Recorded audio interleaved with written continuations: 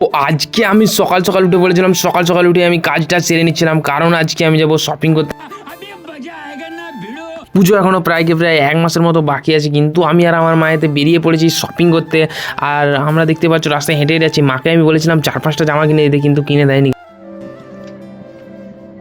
মাকে এক কথাই বললো জামা কিনে দিচ্ছি, এটাই বড় কথা। তারপরে আমি গাইস বাজারেতে এক্সাইটমেন্টে একটু সোয়াগ ব্যাগ মেরে নিলাম। আমি আর আমার বন্ধু উঠে পড়েছিলাম বাসেতে, কারণ আমি তো একা যাবো না, ল্যাদ করছিলে আমি একা যাবো, আমি একা যাবোই না, মোটেও না। তারপরে আমি আমার বন্ধু বাসে একটু সোয়াগ দিচ্ছিলাম, বন্ধুকে বললাম একটু পোস্ট দে। ফাইনালি কেনাকাটা শেষ করার পর আমি চলে এলাম বাড়িতে এসে দেখি মা মাংস রান্না করছে, মাংস দিয়ে ভাতটাকে সাঁটিয়ে খেয়ে নিলাম। টকটা তো রয়ে গেছে, আরে ওটাকেও সাঁটিয়ে দিলাম। তারপরে সাঁটিয়ে দেওয়ার পর রাত্রেবেলা আমি দেখছিলাম চন্দ্রগ্রহণ, আজকে ছিল চন্দ্রগ্রহণ। তো চন্দ্রগ্রহণ দেখতে দেখতে আমি ঘুমাতে যাই। তোমরা আরও মিনি ব্লগসের জন্য সাবস্ক্রাইব করো, বাই।